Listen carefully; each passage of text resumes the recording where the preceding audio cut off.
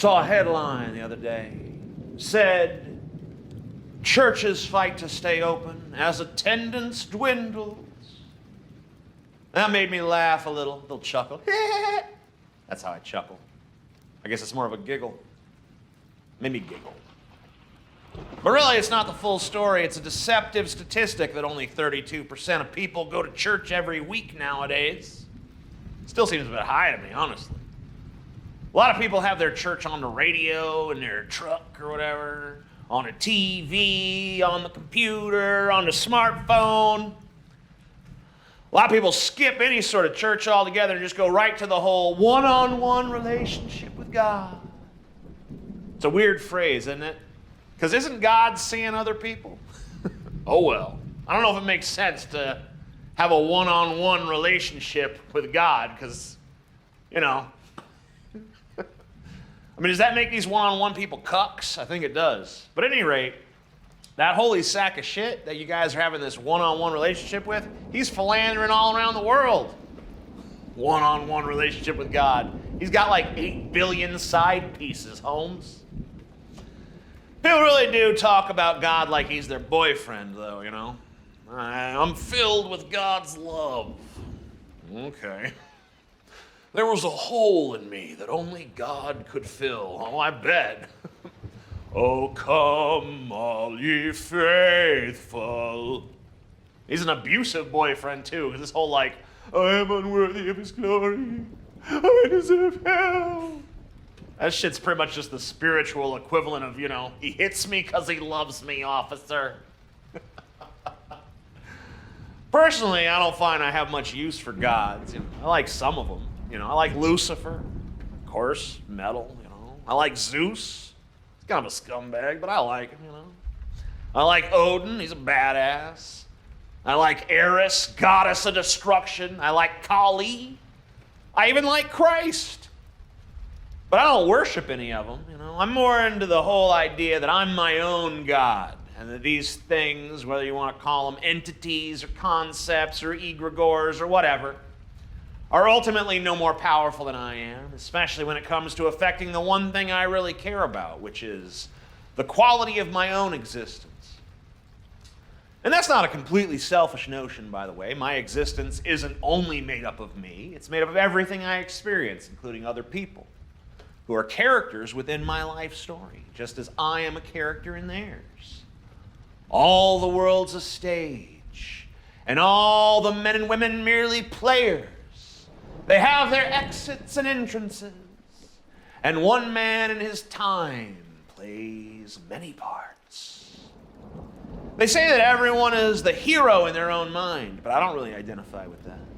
I don't think of myself in those terms. I mostly see myself in a more passive role, that of the observer, you know? And I suppose when circumstances or my mood impels me, I can wear other guises, the hero, the sage, the wretch, whatever. But none of those are where I live. I live in the role of observer, which is funny because I'm really not that observant. Pretty oblivious to a lot of the stuff around me a lot of the time.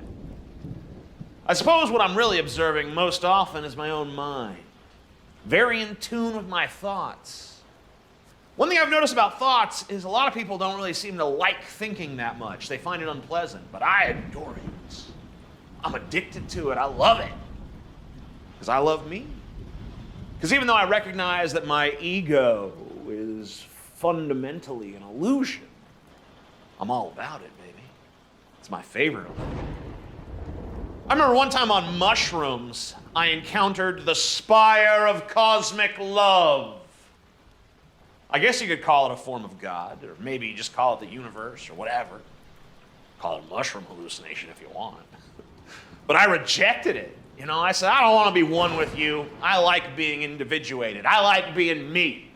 Take your fucking eternal love and shove it up your ass. And it responded by enveloping me in its love. And I was one with the cosmos for a little bit. My ego, big as it is all. And I was purely the experience of love. Which was fine, I guess. Felt good. Ultimately, though, I returned to this state, which doesn't always feel good. Sometimes it's quite stressful. A little anxiety-inducing, you know? You know what I mean? You know what I mean.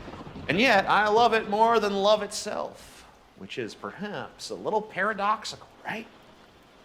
But returning to the idea of myself as an observer, I suppose that I mislabeled it earlier when I called it passive. Really, passivity is every bit as illusory as ego, yeah? Because to observe something is to affect it. My observance of my thoughts so intently changes the nature of those thoughts. And if I don't like a thought, I can modify it. I can conform it to my ego, to my self-image, to my ideal of myself. But then is the ego really an illusion? If it can override things that come from deeper within, or at least modify them, then it does seem that this sense of I is capable of exerting some control over its constituent parts, right? Then again, the part of me that doesn't like the thought it observes is in and of itself a thought, right? And where does that thought originate? Aren't we merely talking at this point about my observation of one part of my brain disagreeing with another part of my brain? Perhaps the observer, the consciousness, the ego, the me exists solely to be the observer, the battleground where all parts of the brain have their little say. And the I, that is me, is not necessarily the mediator who has a say, but is merely the onlooker who is there to take notes. My friend Paul's ego, first time I met him, told me that everything is psychology. I agree with that. I'd use a slightly different word. I would say that everything is narrative. And perhaps that's what the ego is, the narrative generator. The that which makes the them into the I. What is the value externally, as in to the world, of the observer archetype? Well, that's easy. The observer is also the reporter. Another breakdown in the concept of passivity. I observe, I report. That's what this is. This is the report. What am I hoping to accomplish with this? Camaraderie? The awakening of others?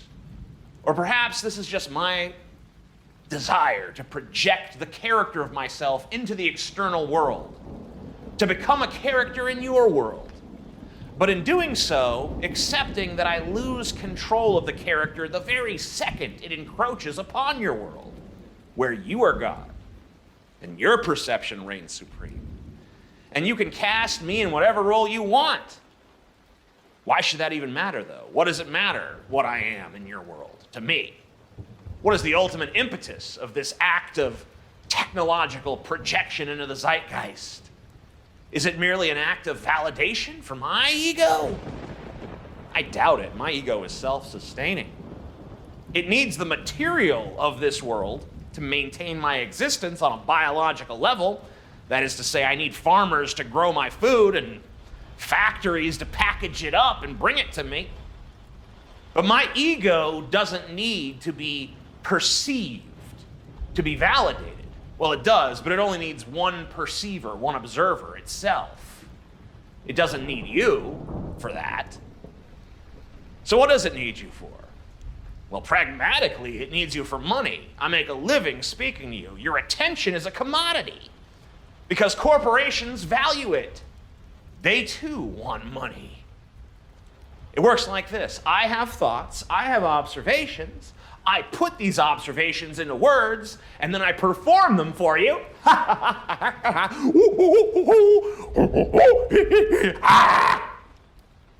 You pay attention to the words, sometimes. And while you're doing that, some of that attention can be redirected to products and services via advertisements. And for allowing these advertisers to interrupt my thoughts and my observations with their commercials, I receive a little bit of money. The whole affair is rather crass and distasteful, if you ask me. I doubt Plato had to deal with this nonsense. I doubt that he had to stop his oratory every few minutes and allow some Greek businessman to interrupt with some jarring sales pitch about some new toga or sandal or some bullshit. Not that I compare myself to Plato. He was a moron. Did you know that if you lock a guy in a cave and you lie to him about what's going on outside the cave, he'll believe the lies? Wow! Profound. You're really making us think, Plato. My derision extends to the modern version of Plato's cave, by the way, the Matrix. Oh, what if reality's all an illusion? It is. We know. Move on. It's not interesting anymore. You know what's way more interesting than all that nonsense? Me. Talking about me. At least it's more interesting to me. That's one of the biggest problems with this platform, though. All YouTubers are essentially narcissists. Maybe a small handful of exceptions. Only a narcissist would possibly come to the conclusion that what the people of the world really need to see and hear is them. They need to know my opinions. They need to see me doing my hobbies. They need to observe me. They need to pay me their attention. I was a narcissist when I started here. That's the truth. I wanted validation. I wanted, like Scar from The Lion King, to be king undisputed, respected, saluted, and seen for the wonder I am. But nowadays, I am no longer a narcissist. My ego has outgrown narcissism. A narcissist is a fledgling ego, desperate for affirmation, insecure in its place, frantically building itself up with the scaffolding of external praise. But my ego has matured, if that's the word. It no longer craves validation from the outside world. It has transcended that primitive need. Now it stands tall on its own foundation, self-contained and self-sustaining. I observe the world. Yes, but more importantly, I observe myself observing the world. That's the difference between the narcissist and whatever the hell it is that I am. The narcissist demands that the world see them, while I am content just to see myself, to construct my own narrative, to curate my own existence, to decide moment by moment what it means to be me. That's the real work, isn't it? To shape your own character in this play of life while knowing full well the play is just a bunch of improvised horse shit. The props are all fake. The set is cardboard. Maybe that's the fun of it. There's no script. I'm actually reading a script while I say that. How ironic is that? No stage directions. Just the raw absurdity of being alive in a universe that doesn't give a fuck. But that's so stunningly complex and beautiful that sometimes it tricks you into thinking maybe it does give a fuck. Maybe the universe does give a shit about me. Maybe that's what keeps me talking to you, writing to you, projecting myself out into your world. Even as I tell myself that I don't need your attention to sustain my ego, maybe part of me still hopes that by sharing my thoughts, by cracking open the absurd and letting you peek inside, I can find some kind of resonance, some evidence that the stage we're on isn't entirely empty. Or maybe I'm just full of shit like Plato. You know what I think it really is? I guess that stupid fucking cosmic love spire had a point. Love. That's what it really is. I hate humanity, sure, everyone does. But I also love humanity. I want to be connected to it. Not for the validation of my ego, but for the validation of that which lies beneath my ego. The constituency beneath the construct. Fuck. I'm not just the observer. I am the sage. I am the mystic. I am Fray, the chaos wizard. And I have no choice but to play that role, even as the role of TJ still tries to assert itself. Well, it cannot be avoided. I've seen too much to revert to the banality. Yet, just as Merlin lies trapped in the forest of Brasialende, probably pronouncing that wrong, Fray lies trapped in the forest of capitalism, among the money trees and the material trappings of this tepid paradigm that we're all consigned to. I'm okay with being Merlin, I suppose. I wanted to be Arthur. Wanted to wear the crown. But I'll wear the hood instead. Whatever. That's fine. I'll give you the wisdom of the universe, I guess. Even if I have to somehow make it clickable and monetizable. What a tedious chore that is. Existing within the falsity of this forgery, trying to bring some authenticity blazing back into the spotlight, I suppose I must begrudgingly accept the greatness that the universe has thrust upon me. You're fucking welcome. I love you all. That's all for now. Bye.